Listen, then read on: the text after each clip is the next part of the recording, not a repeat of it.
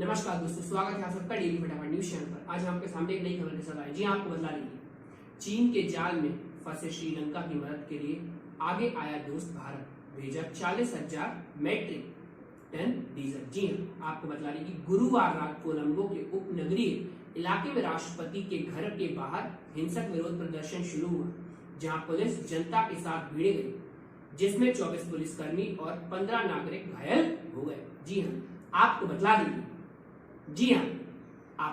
कि चीन के कर्ज जाल में फंसे श्रीलंका की मदद के लिए उसका मित्र देश भारत आगे आ गया है। भारत ने शनिवार को ही ऐतिहासिक आर्थिक संकट से जूझ रहे श्रीलंका को मदद के रूप में 40,000 मीट्रिक टन डीजल भेजा है। श्रीलंका आजादी के बाद से अपने सबसे बुरे आर्थिक संकट का सामना कर रहा है।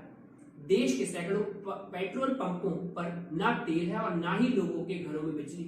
खबरों के मुताबिक इतनी ही मात्रा में चावल की खेप तैयार की जा रही है। भारत और श्रीलंका ने पिछले महीने $1 अरब के ऋण समझौते पर साइन किए थे, जिसके बाद से यह सबसे पहली बड़ी खाद्य सहायता होगी। भारतीय मदद से श्रीलंकन सरकार चावल से दाम कम कर सकेगी, जो पिछले साल 2 गुने हो गए थे। श्रीलंका के राष्ट्रपति गोटाबाया राजपक्षे ने गंभीर आर्थिक संकटों को लेकर देश भर में जारी प्रदर्शन के बीच राष्ट्रव्यापी सार्वजनिक आपातकाल लगाने की घोषणा भी कर दी है। जी हाँ, आपको बता दें, राजपक्षे ने शुक्रवार देर रात एक विशेष गजट अधिसूचना जारी कर श्रीलंका में 1 अप्रैल से तत्काल प्रभाव से सार्वजनिक आपातकाल लागू करने की घोषणा करी है।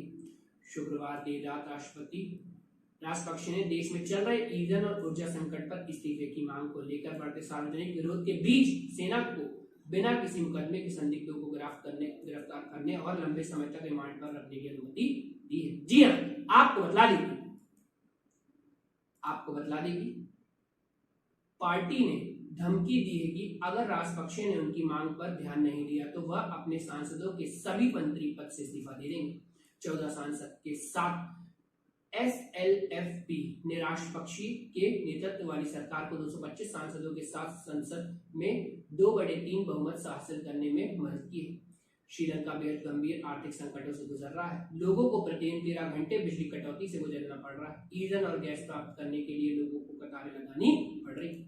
आपको बता दें कि श्रीलंका में आपातकाल की घोषणा के बाद अब शनिवार को 36 घंटे का राष्ट्रव्यापी कर्फ्यू लागू कर दिया गया है। कर्फ्यू शनिवार शाम से लागू होगा और सोमवार सुबह हटा दिया जाएगा। सरकार ने कर्फ्यू लगाने के पीछे सार्वजनिक व्यवस्था की सुरक्षा का हवाला दिया है। फिलहाल श्रीलंका के अलग-अलग हिस्सों में बड़े पैमाने पर विरोध प्रदर्शन चल रहे हैं। आगजनी की भी कई घटनाएं सामने आ चुकी हैं। आपको बता दें कि श्रीलंका वर्तमान में ऐतिहासिक आर्थिक संकट से जूझ रहा है और ईंधन, रसोई गैस तथा अन्य आवश्यक वस्तुओं के लिए लोगों की लंबी कतारें देखने को मिल रही है। जी हाँ, आपको बतला दें कि श्रीलंका में आपातकाल भी लगा दिया गया है। श्रीलंका की आर्थिक बरबादी का अंदाजा इस बात से लगाया जा सकता है कि कोलंबो में 13 घंटे के पावर कट से जूझ रही जनता सड़कों पर उतर आई है और राष्ट्रपति के इस्तीफे की मांग कर रही है। जी हाँ, आपको बतला दें कि गहरा है श्रीलंका का आर्थिक संकट। श्रीलंका के विदेशी मुद्रा भंडार में बीते 2 साल में 70% से ज्यादा की गिरावट आई है। इस वजह से उसे अपनी जरूरत की अनिवार्य वस्तुओं का आयात करने में भी दिक्कत आ रही है। इस वजह से श्रीलंका की मुद्रा डॉलर के मुकाबले कमजोर हो गई है और उसने दुनिया के कई देशों से मदद मांगी है। इसके अलावा वह महंगाई का आलम यह है कि पेट्रोल, डीजल से लेकर खाने पीने की सामान्य चीजों के दाम चरम पर पहुंच गए हैं।